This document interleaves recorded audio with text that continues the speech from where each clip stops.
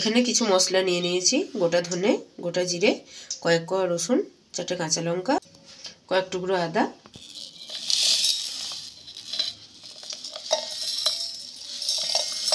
সমস্ত কিছু আমি একসাথেই মিক্সিতে একটা পেস্ট বানিয়ে নেব। কড়াইয়ের মধ্যে সরষের তেল দিয়ে, এখানে যেহেতু নতুন আলু বন্ধুরা, তাই খোসাগুলো বাদ না দিয়ে যেমন পোস্ত বানানো হয় সেরকম আলু পোস্তর মতো কেটে আমি এখন তেলের মধ্যে দিয়ে দিলাম।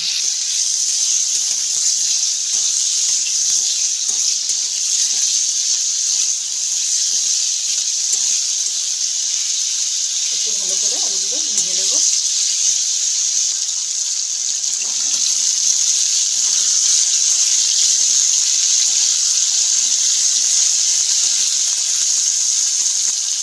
হালকা ভেজে নিয়ে কেটে রাখা বেগুনও দিয়ে দিলাম। তো তোমরা এটা বেগুনটা চাইলে নাও দিতে পারো, শুধু আলু দিয়েও বানাতে পারো। তো বন্ধুরা কী বানাচ্ছি সেটাই এখন অবধি তোমাদেরকে বলা হয়ে ওঠেনি। তো আমি বানাচ্ছি আজকে পেঁয়াজ কলি সর্ষে দিয়ে একটা রেসিপি, যেটা দুপুরে গরম ভাতের সাথে দুর্দান্ত লাগে খেতে। তো কীভাবে বানাচ্ছি প্রথম থেকে শেষ পর্যন্ত ভিডিওটা দেখো। মিক্সির মধ্যে যে মশলাটা আমি বেটে রেখেছিলাম সেটা এখন কড়াইয়ে দিয়ে দেবো। দিয়ে দিচ্ছি বেটে রাখা মশলাটা।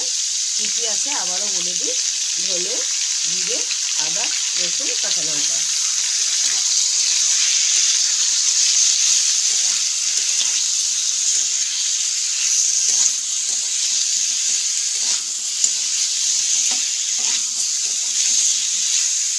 এই রেসিপিটাকে বলে পেঁয়াজ কলি ঝাল জিরে, মানে সর্ষের ঝাল এবং জিরে দিয়ে বানানো হয় বলে এটা পেঁয়াজ কলি ঝাল জিরে। তো তোমরা বাড়িতে কে কেমনভাবে বানাও অবশ্যই আমাকে কমেন্ট করতে ভুলো না। আর আমার এই রেসিপিটা তোমরা অবশ্যই একবার হলেও বানিয়ে দেখো এই শীতকালে কচি পেঁয়াজ কলির সিজনে। এবং অবশ্যই আমাকে কমেন্ট করতে ভুলো না যে আমার এই রেসিপিটা তোমাদের কেমন লাগলো।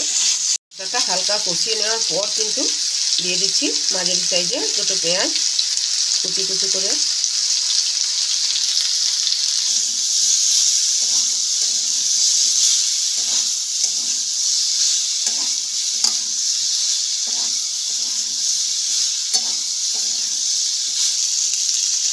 পেঁয়াজ মশলা ঠিক কষানো হয়ে যাওয়ার পর দিয়ে দিচ্ছি স্বাদ মতো লবণ,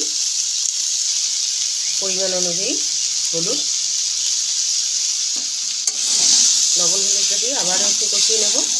অলরেডি খুব সুন্দর একটা সুগন্ধ বেরিয়ে গেছে ধনে, জিরে, আদা, রসুনের। আর ঝাল আলাদা করে আর দেবো না বন্ধুরা, কাঁচা লঙ্কা যেহেতু এর সাথে বেটে দিয়েছি। তো তোমরা যদি মনে করে একটু বেশি ঝাল খাবে তাহলে সেক্ষেত্রে আরও একটু লঙ্কা অ্যাড করে নেবে। এরপর দিয়ে দিচ্ছি কেটে রাখা পেঁয়াজগুলি। খুব ভালোভাবে বেছে কেটে ধুয়ে নিয়ে আগে থেকে একটু জল ঝরিয়ে রাখবে বন্ধুরা, তা না হলে ওই জলে অনেকটা জল বেরিয়ে যাবে, ভালো লাগবে না। এখন আঁচটাকে বাড়িয়ে নিয়ে খুব ভালোভাবে মশলার সাথে আলু বেগুনের সাথে পেঁয়াজগুলিগুলো কষিয়ে নিতে হবে। এখন কিন্তু কোনো রকমভাবেই আঁচ কমানো যাবে না, লবণ আর শাকের মিশ্রণে অনেকটাই জল ছাড়বে, তাই আঁচটাকে এখন হাই রাখতে হবে। শাক এবং আলু বেগুন ভালোভাবে কষিয়ে নেওয়ার পর দিয়ে দিচ্ছি বেটে রাখা সর্ষে।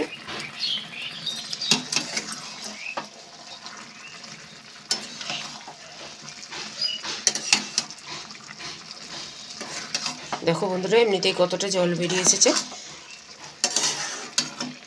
এটাকে এখন আমি 5 মিনিট মতো ঢাকা দিয়ে রাখবো, আঁচটাকে বাড়িয়েই রাখবো। ততক্ষণে জলটাও অনেকটা কমে আসবে এবং সবজিগুলো ভালোভাবে সেদ্ধ হয়ে যাবে। এলাম 5 মিনিট পর ঢাকা খুলে অনেকটাই জল শুকিয়ে এসছে। এই অবস্থায় একটু দিয়ে দিলাম স্বাদ মতো চিনি।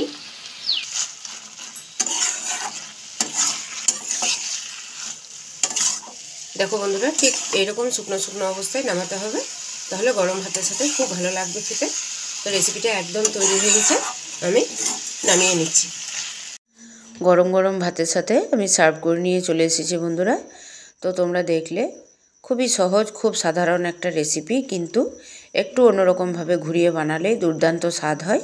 তো তোমরাও বাড়িতে এইভাবে তৈরি করে দেখো এবং অবশ্যই আমাকে কমেন্ট করতে ভুলো না। তো আজকে এই পর্যন্তই, ফিরে আসছি আবার অন্য কোনো দিন।